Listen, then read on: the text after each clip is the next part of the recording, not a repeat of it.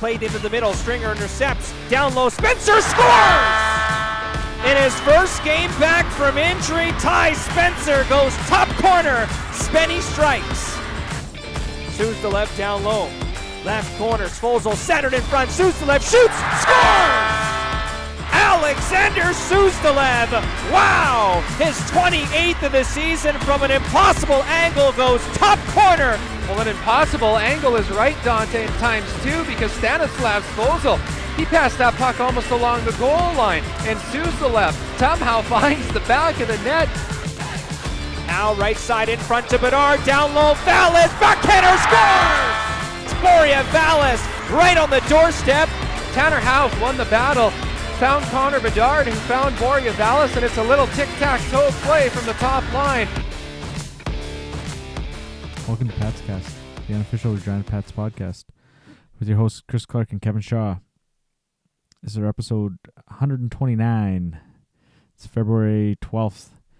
One game this past week. Good old Moose Jaw in town. Sure nice to be back in the rink, though, wasn't it, Kevin? Oh, it was great. Nice, pretty much sold out crowd. Well, it said sold out, but there was a few empty seats. But it was nice to have.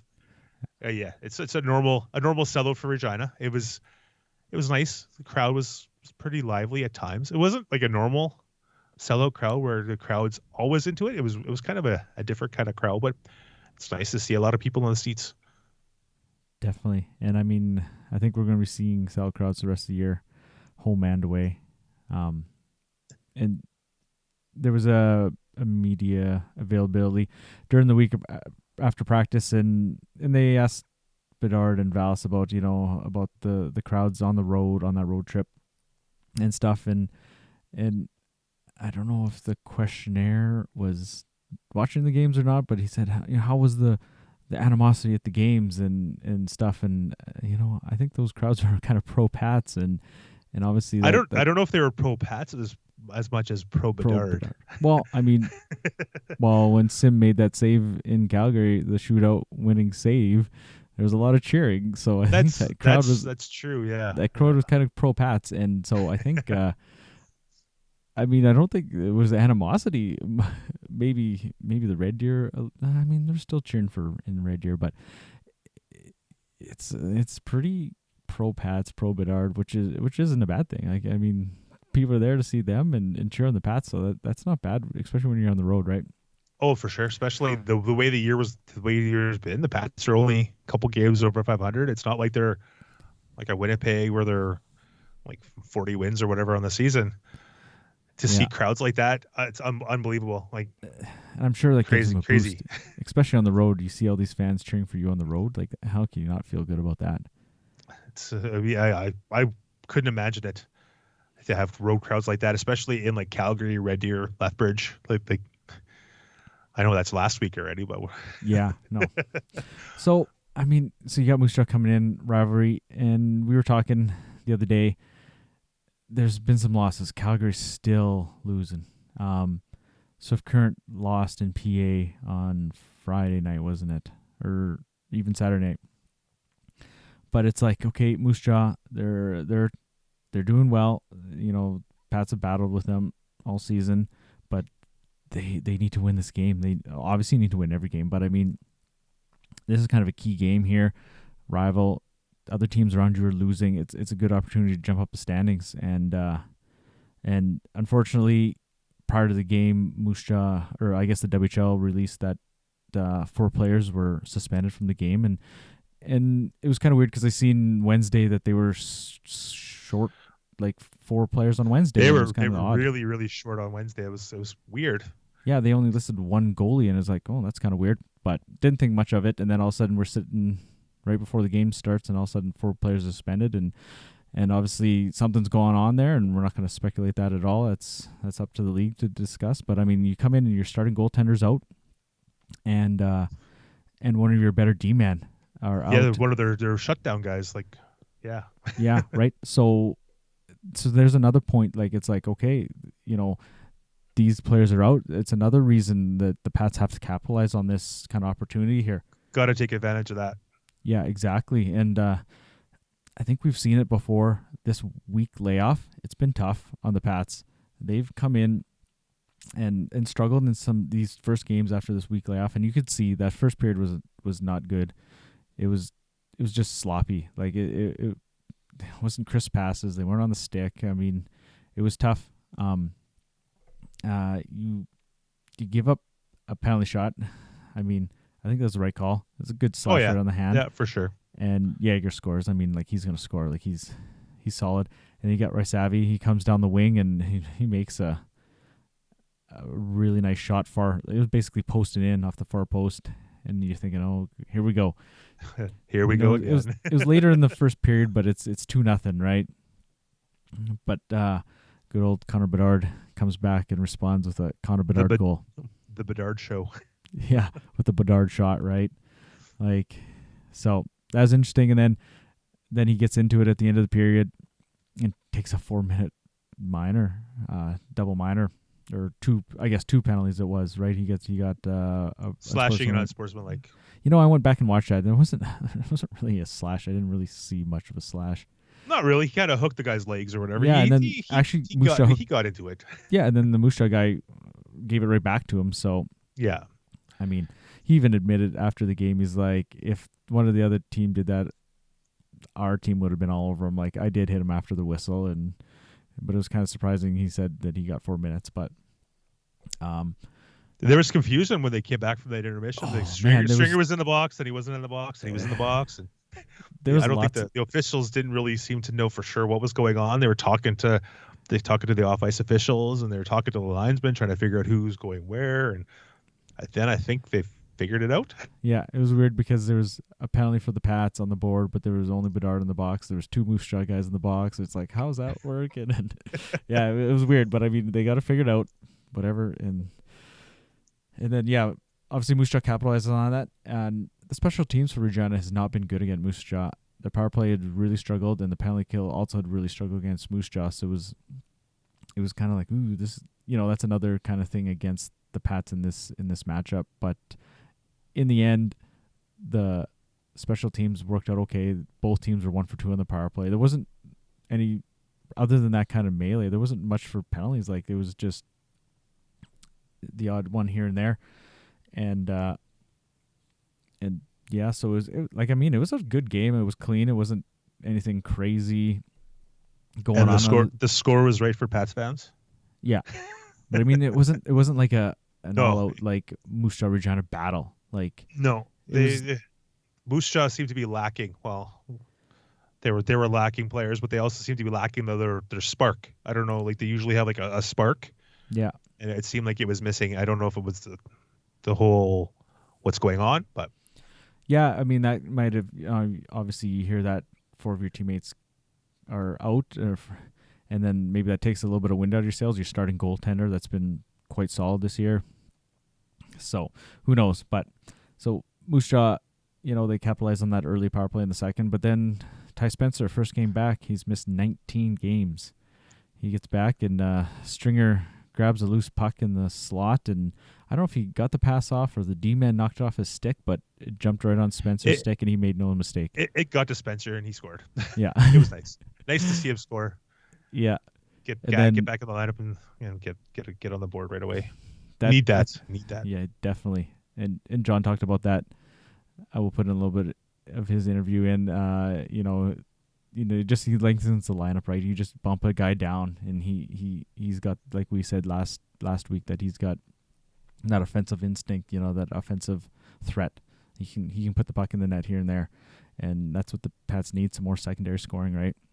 Well, for sure. And he looks like he's gonna, one game so far, but hopefully he can bring a little more offense, a little more to help round out the top 3 lines kind of thing, I guess. Yeah. And 1 game down, so far so good. Yeah, definitely. And then Suslov with what a goal. He it was like off in the goal line.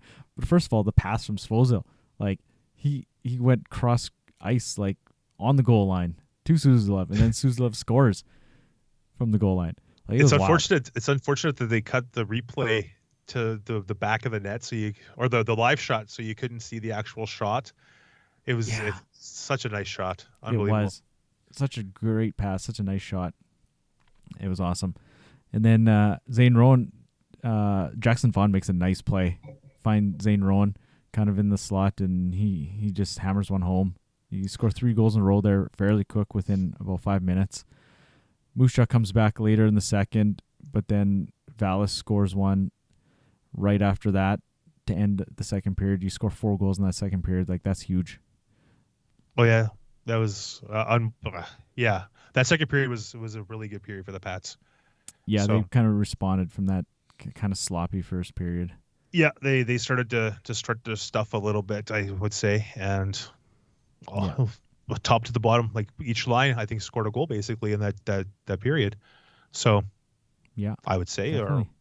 we're pretty close to each line. So that's it's good. Good to see we talk about the depth, lack of depth, or whatever. There's the depth right there. Rowan, No, that is Spencer true. now back. Yeah, You got Bedard. You got Spencer line scores a goal. Suzulev, Whitehead line scores a goal, and Rowan and Vaughn, they score a goal. So yeah, that's every line scores a goal in that period. That's a good little point there. So, and then the third period, they score 3:56 in. Bedard with another just rocket in the slot. I don't think the goalie even seen it. Like, he No. kind of got screened. And yeah. If he did, it was too late. yeah, too late exactly. Probably seen it coming out of the net. Yeah. And then, John really praised Connor on the third goal, whether or not he actually scored it. But going to the net, he said that's how you win games in the playoffs. You win an overtime playoff game, you crash the net, you go to the net, you throw the puck on the net, things happen. And that's, he really liked that goal. Like, you don't see Bedard crashing the net too often. He has. Like, you seen him score that one with Canada. He went to the net and made a nice play. But for him, To it's good to actually see. crash the net. yeah, right. That's awesome. Yeah, he So, took Denton Matejchuk kind of into the net. A guy who was -6 on the night. Tough game for him. Yeah. Yeah. But and then Howe gets one late on the power play, and Paddock mentioned that the power play has been struggling lately. So I mean, it is a 7-4 game at that point, but he decided to put out PP1, and he's like, yeah, they got a goal, so I'm happy with that. Maybe a little salt in the wound too, just rub it in Moose Jaw there, Just a little bit. just a little bit. But I mean, it is true that the power play had been struggling. I think what you said, over 13, the last 13. Yeah, something like that. Yeah, for the last 13. But yeah, it was nice to get the power play goal. Yeah, definitely. So I mean, all in all, it was a good night. Maybe the bad thing about the night, it took us an hour to get out of the parking lot. Like, Well, another kind of not really bad thing is the Pats kind of left Sim kind of hung out to dry a lot in that game. I know. Like, I've seen stuff online like the Pats got to get better goaltending, but it's not on. It's not on Sim. I think his save percentage, it's under 900. Goals against is under 4. When you allow 4 goals on like 40 shots or more a game, that's around 900. Like, you It can't is. really Yeah. when I know. your goalie is like totally hung out to dry half the time. He's makes some pretty good saves, big saves, important saves, and Yeah. No, definitely. I don't know if the Pats were able to shore up their defensive zone coverage maybe a little bit better, and things might even get better for them. Like, I don't know. But when you're outshot 43-27 and you win 8-4, that's yeah, like you had what they had. They had 27 shots on net. He scored 8. Like, that's not going to happen very often in this league. they scored 3 on 5 shots in the third period, which is Ooh. that's a gut punch. we were watching the game, and you seen guys get behind the D-man, like in front of the crease. Like, how do you let a guy get behind you like that? You can't. You got to be as a D-man. You got to be the last guy. It happens a lot, and it's happened right from last year, and it's carried over to this year. Mm-hmm. And it's not as prevalent. It just happens every once in a while now, but it's still not it's good. costly in most cases. Yeah. Which I mean, Moose Jaw would have had a 2-0 early in the first period too, but they put themselves offside. Like, I remember that. That could have been another goal. I don't remember when that happened, but I mean, that could have been the first goal or maybe the second goal or something. But if they add a third one there, 3-0 start, like, that's getting really behind the 8 ball. Yeah, for sure. But yeah, I've seen some, not they're not harping on Sim, but people are pointing out his stats. But I mean, he's been hung out to dry, like I said. Like he's made, like you think about that Calgary game going back. Yeah. Like he held them in for 2 periods. Like he got shelled, and then sure he let in a couple goals in the third. But I mean, if he didn't make those saves in the first and second period, the game would have been over. Oh, before the third period. Week off, a little bit of a slow start again, but the team responded. What did you think of the game overall? I think it was a slow start. I think some of it was definitely rustiness when you see pucks bounce off guys' sticks on passes that were just regular plays. I thought a little bit of it was self-induced with bad decisions in some situations, but we did, we got better in the game as the game went on, for sure, and we got some big goals.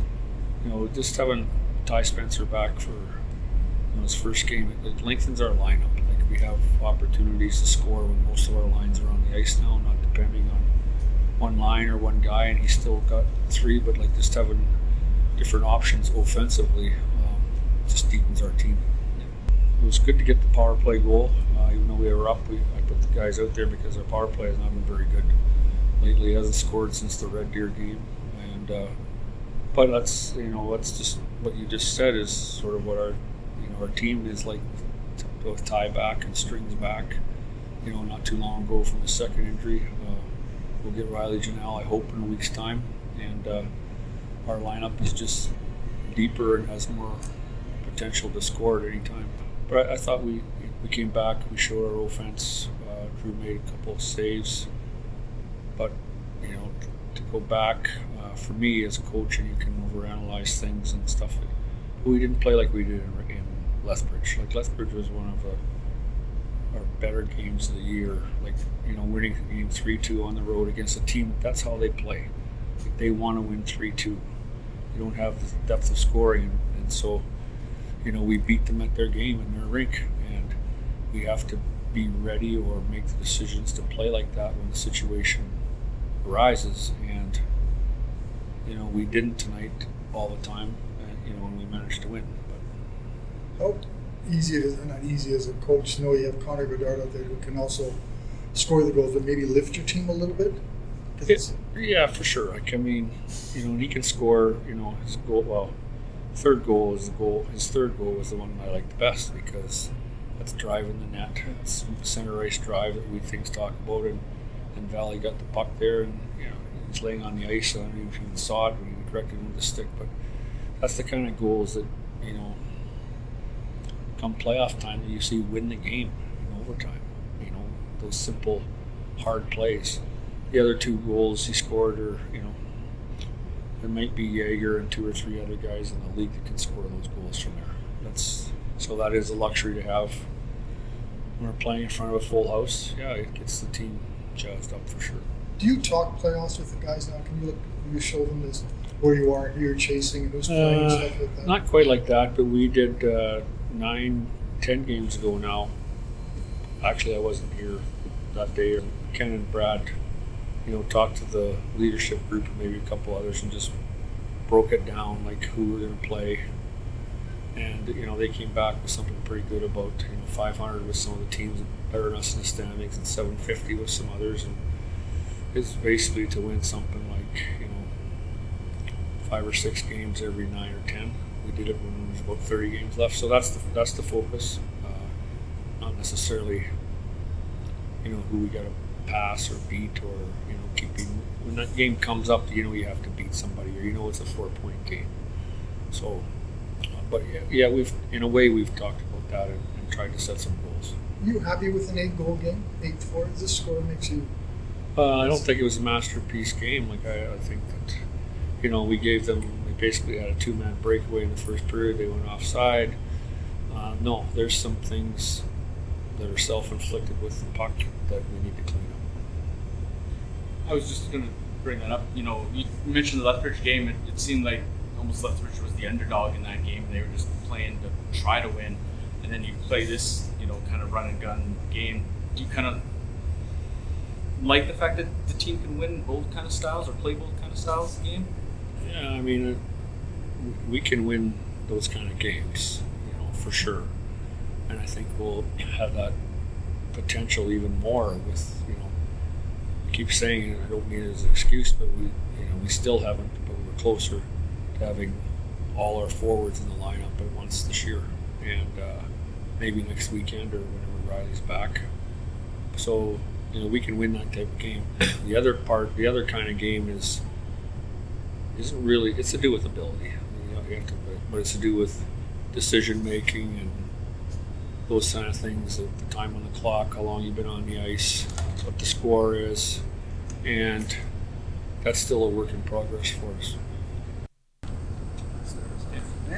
19 games missed, come back, goal. How does it feel? Good. It was a long time. It's definitely a grind. So, and having success is pretty nice. You're not always 100% when you come back. How does it feel getting back into actual game speed? Yeah, it definitely took a couple shifts. That's for sure. Kind of getting the groove back and getting the feet going. But once it kind of unraveled, it got a lot better. How hard was it to sit out that long? It was hard.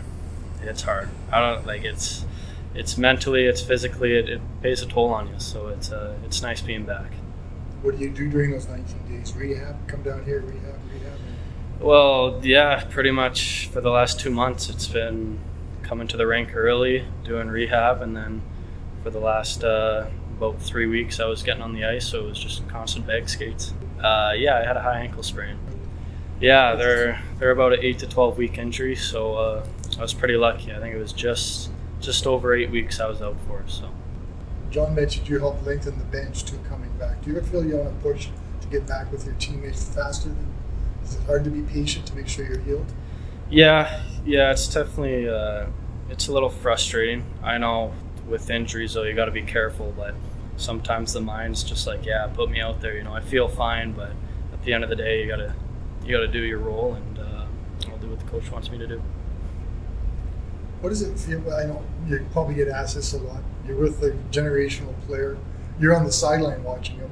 Does it like to come back on the ice with him and see him pick up a 5-point night? Yeah, I mean it's pretty special. I think we've seen a lot of those, but he's unbelievable. Whether it's in the dressing room or on the ice, such a good guy, so talented. It's pretty cool being around him. John talked about this. I mean, you look at the score, 8-4, not really the way maybe the coaches wanted you to play that game, yet you're able to win. How would you describe kind of, in terms of maybe a scale of a 1 to 10, how would you describe this win? I'd say it's pretty important. I'd say it's up in that 8-9, especially with the record we have here. Any win's a win, and it's huge for us, especially with playoffs coming up. But, seeing success from all the guys, and it's a path in the right direction. What does this win mean for you guys as a team? Yeah, it's big. I mean, these guys are, obviously one of the best teams in our conference. I think they're in the 4th spot. So, for us to get that, and I think that would put us, with a tie with Calgary right now. So, these points are huge. 18 games left, and every game's so big, and obviously that's a big win for not only for standings but for confidence. You had a week off, which is usually a good thing, but it looked like you were a little slow to get going in the first period. That took a little while to shake the rust off. Or did you have rust? I don't know. Maybe a little. I think when you're not playing as much, I think that's usually how it is. You feel better maybe, but just your time is a little off at first. And for us, I didn't think we were terrible. We just weren't attacking them enough. And in the second and third, I thought we really pressured them hard and made it tough for them to make plays.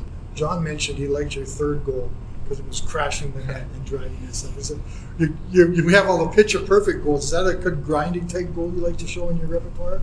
For sure, I think you want to get those ugly ones, and I think obviously Val made a good play, and I don't know if it hit me or not, but it went in, and for us to get goals like that is huge. We had a lot of goals, off the forecheck, and just off hard work. That obviously a lot of nice goals, but those are good to get for sure. For whoever. You may not played any games this week, but you've been busy as a team off the ice. A few events out in the public and stuff. What does that mean to you guys as a team? All the fans come out and you go play with the outdoor hockey league and give them kind of a surprise?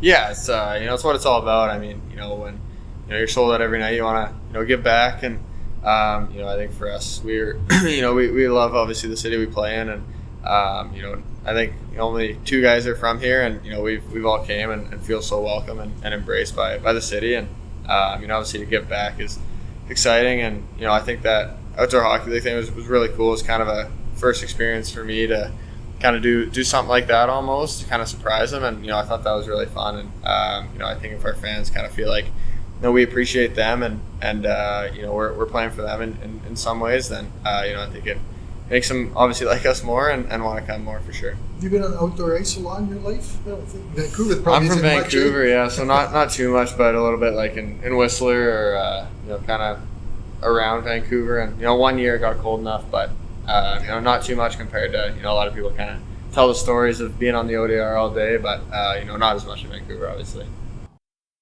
What else you got for that game? Well, we could go back and talk about the parking situation, or the trying to get out of the parking lot situation. Yeah, it was. We literally walked out the door. The door closes behind us, and we're like, "Oh, look at the lineup, and look at nobody's moving at all. Nobody moved for I bet you 20 minutes while we watched fireworks, which was okay, cool. Then we sat in the car for half an hour, and then it took us another half an hour to get out of the parking lot. And like I was mentioning to you before we started recording, I don't think the guy directing traffic was actually one of the real people. It was some guy directing traffic and yelling at people to move. So it was interesting. It was wild. And I mean, how do you not have more what's the word? Like just more people out there, because it's going to be a huge crowd, people there, and then you got one exit blocked off. That one whole piece was blocked off. So why wouldn't you open up the east exit and let people go both ways once the fireworks are done? Just cordon it off, or have somebody there to navigate foot traffic. Okay, stop. Everybody stop driving. Let these people cross, and then just keep the flow going. But I mean, it was just atrocious. But I mean, it's nothing surprising from that facility / group. It's when they have so much stuff in that parking lot in that area going on at once. But whatever. It is what it is. It was, at least it was a nice night. Yeah, it wasn't 45 below. Yeah, exactly. If it was, that would have been gong show. But I mean, it's not surprising from them. Back to Drew Sim for a sec. He's faced 40 shots or more in 10 games this year. Yeah. Yeah. That's a quarter of his games basically. So yeah, I was gonna say, how many games total? Yeah. So he's been a workhorse, right? And to have a almost 900 save percentage, that's not bad, right? Well, and his goals against average this year was 338. Last year it was 433. So he's a whole goal better, a full goal difference. Yeah, and what was the save percentage last year? 859. So okay, so up 60, almost 60 points. About 40 points. So okay. Yeah, he's improved a ton, and like I said, he's hung out dry a lot. He does what he can, and he's made some unbelievable saves. He has been. I mean, he's underrated.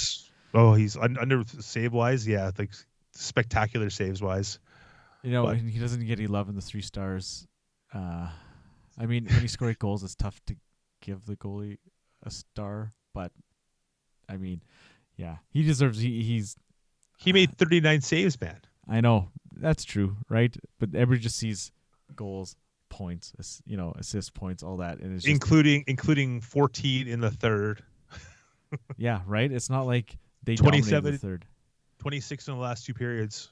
Yeah. So exactly, 43 shots to 27, and you won with 27 shots on goal, 8-4.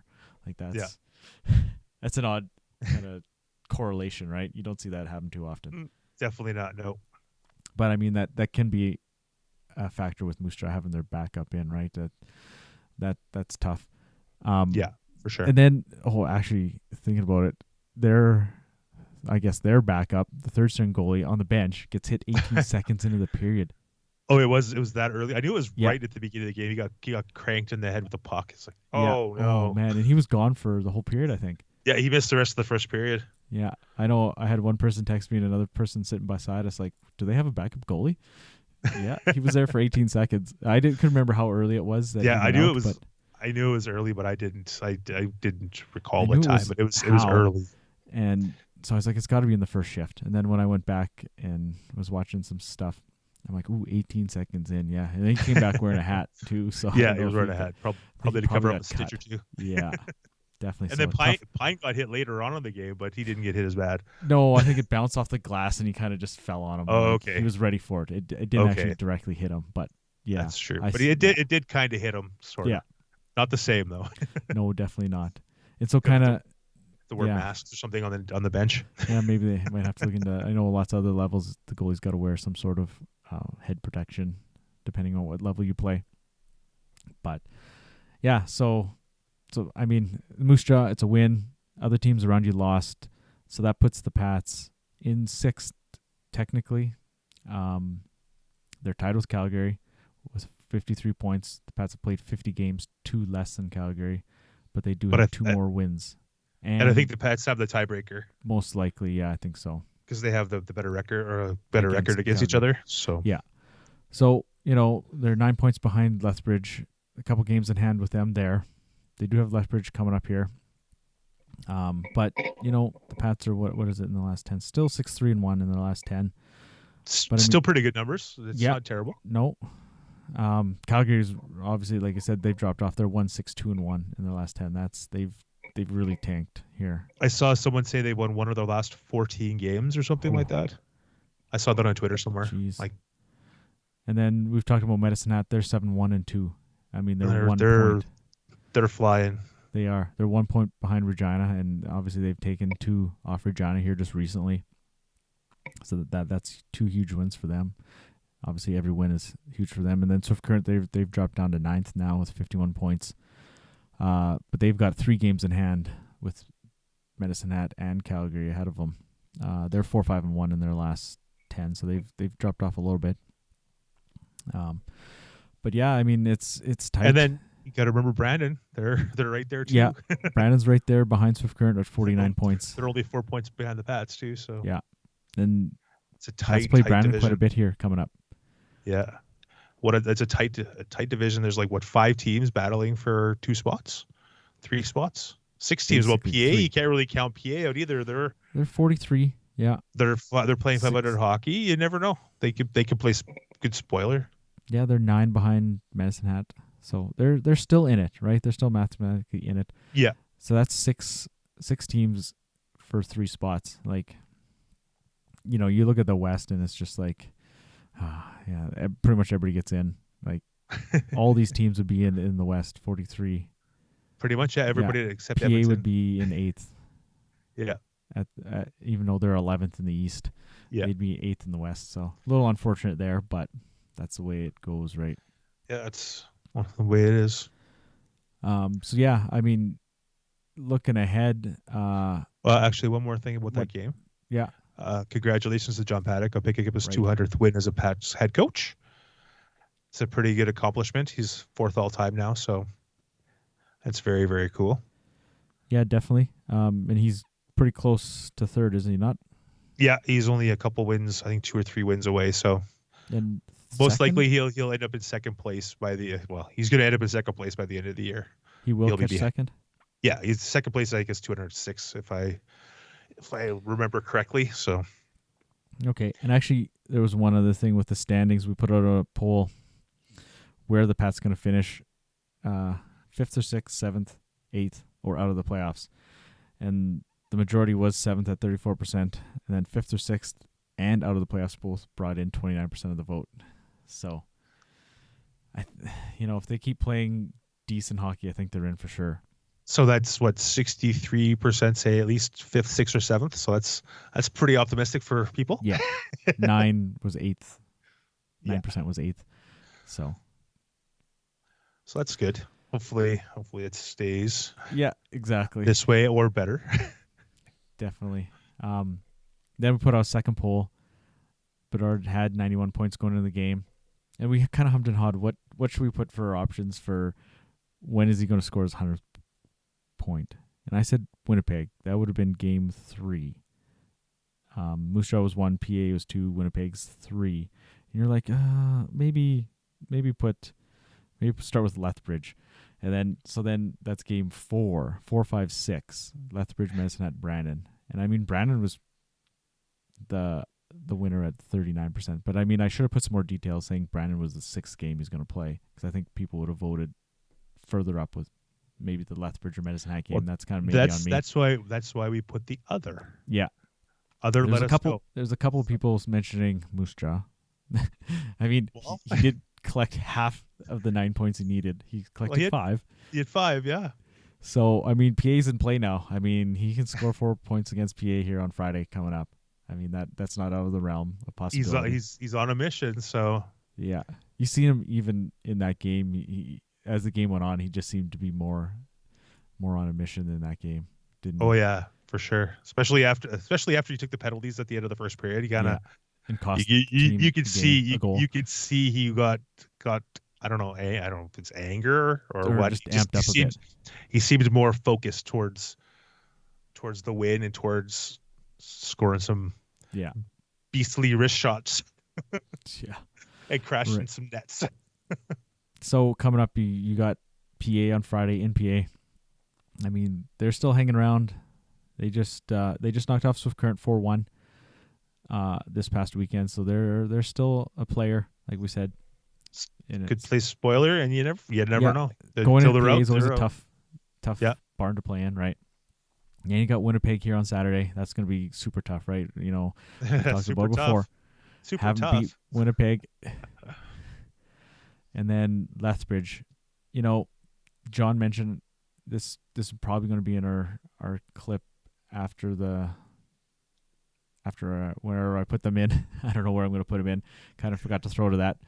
But he really liked the game in Lethbridge. You know, it was a tight playoff style game. Lethbridge is there. They're playing they're not playing a Winnipeg style game. Obviously, they don't have that skill. They're just there to shut you down, and we've seen that. Like, they shut down Bedard, but the Pats were able to squeak out a win. Like that, it was like Lethbridge was like the underdog in that game, and they were like, you know, not the scrap, but they just played to not let the Pats, you know, skill up the game, right? And so it's they had the last line change, so that's exactly. I was just about to say that gave them the upper hand matchups. with the coverage of Bedard, which gave other players a chance to score and get exactly more valuable ice time or whatever. So now with the game being here, Paddock can get Bedard away from that Arnston and Paul's pairing, and maybe he can do some more. I mean, obviously he didn't do anything in Lethbridge, so he'll have a better opportunity to put up some points and help the Pats win a game. So I mean, it's going to be a tough game weekend here. You know, it's sure nice to see 2 wins, Lethbridge and PA, because Winnipeg, I don't want to say it's a guaranteed loss, but it's going to be super tough, isn't it? Yeah, they just can't. They just have no answer to Winnipeg. They haven't had any answer to Winnipeg since the Ice moved to Winnipeg. So it'd be nice to sneak one out, blow them out, whatever. Do something one of these days, because they play Winnipeg a couple times yet. Yeah, they got them on this weekend, and then March 3rd they're here. So it'd be nice to break the goose egg one of these times. But definitely, you never know. That's why the old saying is that's why they play the game. Yeah, and then a lot of these games upcoming here are at home. Like, you go to PA, and then you got 3 at home, and then you go Brandon, and then you got 1, 2, 3, 4, 5 at home in a row. A couple in Alberta, and then you're back home for a couple, and then Moose Jaw, Saskatoon, and then a PA at home to finish it out. So, you know, that it's a very home heavy schedule. Yeah, and with that road heavy schedule, maybe that'll help amp them up. It might give them the little push to push them past Winnipeg, maybe, hopefully. Well, you were looking at the next Saskatoon game. That when is that one? Is that the 19th, March 19th? Yeah, March 19th in Saskatoon. They were saying they put out a thing on Facebook that they have 10,000 tickets sold for that game, and for the 24th game has they said 9,000 tickets sold in Saskatoon already. That's over a month away. Yeah.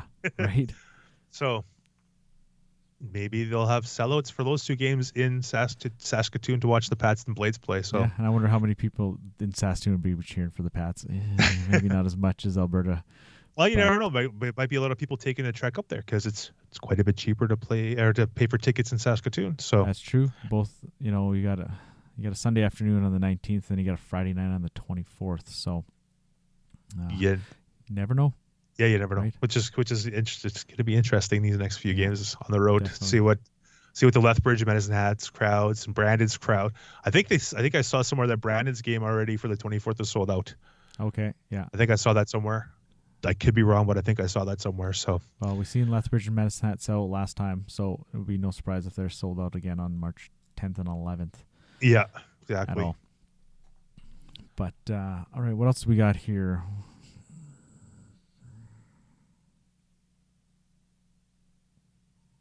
I guess we move to off-ice topics. So the Pats, did some community stuff out and about, or the big story kind of was Tuesday night, the signing event. People lining up at 6 a.m. for a 6 p.m. event, and it's pretty wild. Lots of people there to obviously see Bedard and the other team members. I mean, obviously there was some, I don't want to say backlash, but I mean, obviously not everybody got in, and it's unfortunate that they can't accommodate that many people, but you got to cut it off at some point, and I hate to be the guy that says, no, this is it, unfortunately, but they laid out the rules ahead of time and said, this is what we're doing, and this is what's happening, and they had to abide by that. But like Vallis in that Wednesday practice presser, he said he thinks Connor was here till midnight. Like, I believe it because he said bunch of them left about 9 from 6 to, so they were there 6 to 9, and then he thinks Bedard was there till midnight. Like he was there 6 to midnight. Like that's crazy. Yeah, I heard it was there. He was there a long time. I don't know the exact time he left, but I saw somewhere that they figured he signed about 3,500 pieces of memorabilia. Jeez, so that's wild. Yeah. And one of those team posters that was autographed is on eBay already for like $500 if you want to check it out. Yeah, there was one on Facebook Marketplace, $100. Wow. I saw. So yeah, I mean, there's a few bad apples out there just looking to make a profit, and oh yeah. But at one point in time, they said it was around noon. People were lining up, and they were almost to McDonald's, part of the McDonald's in the parking lot there. So that's a lot of people. Like that early. Yeah. Like I don't know how else they could have done it. I know, right? It's no matter what they do, it's not gonna please everybody. It's gonna have issues one way or another. Yeah, some people are gonna be happy. Some people will be super happy. Yeah, exactly. I mean, they were gonna sell signed pictures. I don't know, what the thinking. They tweeted that out. They were gonna sell signed pictures. I mean, maybe people that don't want to wait in line, or obviously, all the kids want to, meet them and get a picture, right? That's where it's at, right? Maybe the adults that, trying to make a buck or whatever, like can buy a picture and resell it, right?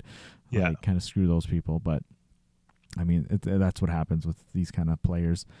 But that didn't go through. So whatever happened there. But I mean, that would have been maybe an opportunity to please some people that didn't want to wait in line, or they can buy their daughter or son a picture and say, hey, we didn't wait in line, we didn't get something, but hey, here's this, we got this, right? So exactly. I don't know if they're going to revisit that, but I mean, that's something maybe they should maybe reconsider. Well, they announced they're having another signing on the 28th they are having of one February, more, yeah. So I don't know how they're going to set that one up, but yeah, if it's going to be different or what, but it's going to be it's going to be the same demand, right? Like so. And you can only sign so many autographs. Once you get to like 3,000 autographs or whatever, you're gonna be like, I'm done. I don't want to sign anymore. No, I know. So, no wonder most of those guys' autographs don't even look like names or anything. It just kind of scribbles with a number. Exactly. Right. I totally get it now because that's crazy. But then the next night they kind of went out and surprised some kids. They went out to I think it was the rink on Wascana and with the outdoor hockey league players, and so they showed up, I guess, unannounced to the kids anyways, and they kind of had a cool skate around with them. So I thought that was kind of cool. yeah, just get some nice publicity in there. Let the little ones that are learning to skate and stuff like that, playing hockey or whatever. That's cool. It's nice. Get some positive publicity here. Yeah, definitely. And I think some other players went out Thursday night as well and did another little practice event or something. They were joined up with one of the team's practices. Some of the players, not the whole team, like it was Wednesday night, but yeah. They're starting to get more into the community, or they're actually announcing stuff that they're in the community. They've been doing readings and stuff like that, but I don't know how much they announce that stuff. But it's neat. It's neat to see the kids back into the community more, like it used to be back when I was a youngin' and stuff. Well, yeah, like I mean, it was all going on, and then COVID shut everything down. So it's just slowly getting back after COVID, right? Yeah, they're going to the schools, doing the reading thing, because they did that for years, right? Obviously, beforehand. And then we mentioned Greg Mayer. It looked like he was leaving the Pats, and it's been announced that the Riders have. He's off to the Riders. The Riders announced that he's joining them for this upcoming season, and it sounds like he's going to be gone fairly quick. So the Pats have to find a replacement here before the end of the season. Yeah, that's interesting. I never thought Greg Mayer would leave. I mean, he seemed like he was going to be one of the ones that's going to be a staple for the long haul. But hey, because he just re-signed last year for an extension. So that's right. Yeah. He was one of the ones that signed with for an extension, so it's good for him. Like it's going from junior hockey to professional football, so it is a step up. I mean, it's a step up. It's a totally different sport. Yeah, definitely. Different style of players, different style of injuries, everything's different. It's the same, but it's all different. It's interesting. Yeah. It's cool. Good for him. Congratulations to him. Yeah, obviously it is a step up. Obviously. And now your whole your work term is the summer instead of the winter. So yeah, exactly. That's a kind of something to think about. No more summer holidays. You got winter holidays instead. But no more riding the bus, right? That's true. That's another thing. You I'm not going to say you work less, but it's you go from working with similar style, like all the players are. I think they're all 16 to 20, 21. And now he's going to be going to a sport where you got little skinny small guys to big small to small stocky guys to big massive offensive linemen. So it's going to be a totally different experience for him. It's all right on. Good for him. I'm happy for him. So so that's it's going to be a big change there. And you got anything else? I mean, isn't tomorrow the Have a Heart Night for pizza? It is. Western Pizza. So Monday night. Hey, if you listen to this before Monday, remember Western Pizza's got the Pats at various locations. If you order pizza between, I think it's 6 and 8. Yeah, Free plug here if you listen. Yeah. You'll have a Pat or two maybe helping deliver pizza, maybe taking your orders, or maybe being server at Western Pizza. So hey, it's good for a good cause. Definitely. It's first time in 3 years again. Yeah. All the stuff's coming back. Finally, everything's coming back. Oh, and then one other thing. I think they're going to be announcing they've announced, the Cancer Awareness Night, which is Saturday coming up here. And they kind of teased some jerseys. I think those will be coming out, obviously, before the game this week. See these jerseys coming out. So that'll be kind of cool. Another auction. So kind of another Bedard kind of jersey watch. See what this one goes for. I totally forgot about that. Yeah, and then there'll be another one too later in the season. The Superstore one, and then the kids design a jersey, and then there'll be the orange warm up ones for Every Child Matters. Those are going to be auctioned off as well. It's going to be lots of auctions over the next few games here. A lot coming up, so. Get the pocketbook out. Get the credit card. Yeah. The credit card out. Yeah, no doubt, right? So anyways, I think it's about time to wrap it up if you got nothing else. That's good. Good on my end. Okay, yeah, definitely. So a couple games at home this weekend, so it'll be nice to see back in the full barn again, so that'll be awesome. So we'll see you at the rink this weekend. Have a good one. Take her easy.